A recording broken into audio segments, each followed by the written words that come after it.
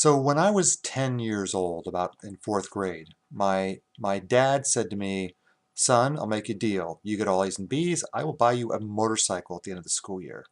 And my dad was no fool. He knew how to motivate me, so I got all A's and B's. And the day came to go pick up my new motorcycle, and I was crazy, insane excited. I mean, you'd imagine, a 10-year-old kid getting a motorcycle. And I suddenly became the most helpful 10-year-old kid there ever was. It was like, Mom, can I help you with the dishes? Mom, can I clean out the car? Mom, can I dump the trash? Mom, can I help my brothers and sisters get dressed? Mom, what can I do? What can I do?" And this relates to driving anxiety through this little model here. And give me a moment to give you a little bit of an education, because this is going to explain why it is, if you have driving anxiety, that you are so scared, why it is you have these scary thoughts, why it is you think that car's too close to me, I don't want to go over the bridge, and any of these thoughts you have that just don't seem quite rational. It'll also explain why it is you get the shaking, the trembling, all the physical sensations. So this is called the triune brain. It was developed by Paul MacLean, and it basically says there's three parts to your brain here.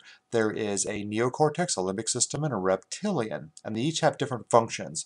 Now, the neocortex is the thing in us that is the rational brain. It's the thing in charge of our scheduling and checklists, and this is the thing that you learn, that learns in school so much. And this is the rational brain that most of us spend most of our time in. The second part of your brain is the limbic system, and this is the emotional system. This is the thing that creates love, happiness, attachment, also sadness. It affects depression, affects fear, all these kind of things. And the third part of your brain is what we call the reptilian brain. And this is what develops earliest in infants, and it's what we have in common with all the reptiles. And this dictates our breathing, our digestion, our heart rate. Also, very importantly, this reptilian brain dictates our survival functions. In other words, when you feel in danger, this is the thing in you that says, go, get out of danger. Like you see these rabbits here. These rabbits are sensing they need to run, they're in danger, and they are bolting. And we've all seen animals in the wild just take off like crazy. This is the part of the brain that is that is in charge of all these survival systems. Now, what does that have to do with driving anxiety? Well, your reptilian brain is sensing danger. Now, why it is and is not super important for helping us take this out of your life.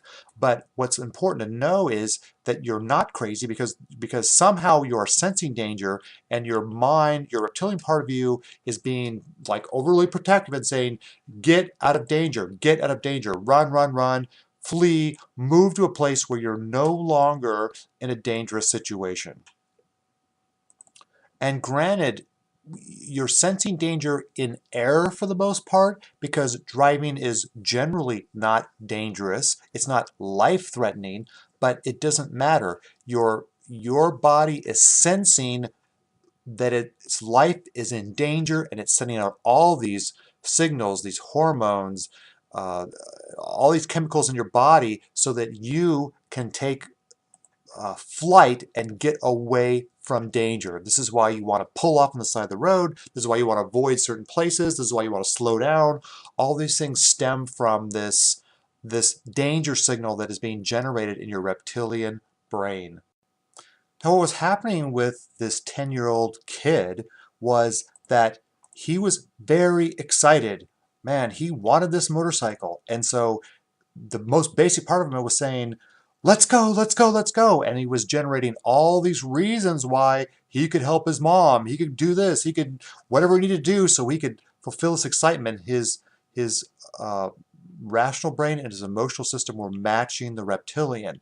And let me give you a counter. Suppose this same kid, and there was no motorcycle here, it's a month earlier, and mom says, hey, can you help me with the dishes? Can you just hear this kid and there's no excitement. It's like, Mom, I did the dishes last night. Mom, it's my sister's turn. Mom, I need to do my homework. Mom, I just want to finish this television program. I mean, can you hear all the excuses a 10-year-old kid would make without this excitement of this motorcycle going on here? So you can see how highly influential this reptilian system is.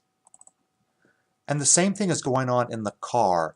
For whatever reason, and we don't need the reasons to solve this for you, but for whatever reason, the reptilian brain is sensing danger, and it is sending out signals and telling you, get out of there. And this is where the scary thoughts come from. This is where the car's moving too close to me. I don't want to go over a bridge.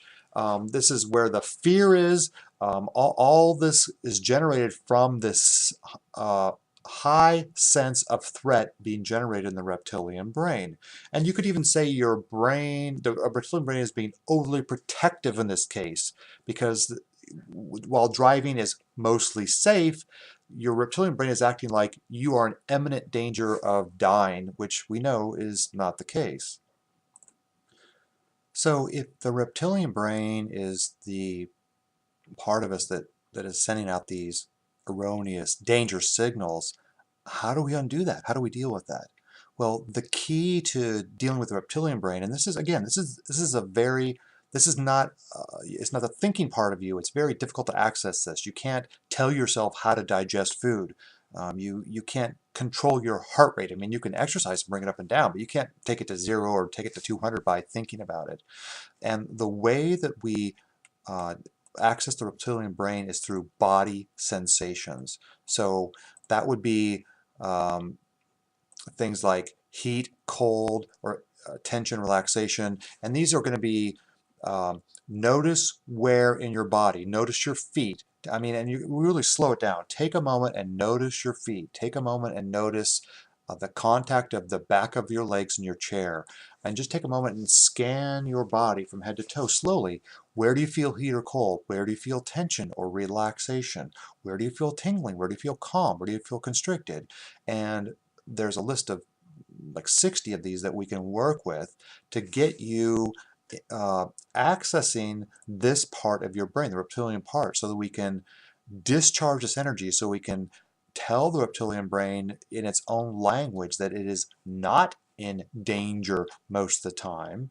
And that way you can access your birthright. And your birthright is that you are designed to be calm, relaxed, alert, and alive. You're designed, I love this picture. You're designed to be like this. This is the way we all are as human beings. It's calm, relaxed, and enjoying life.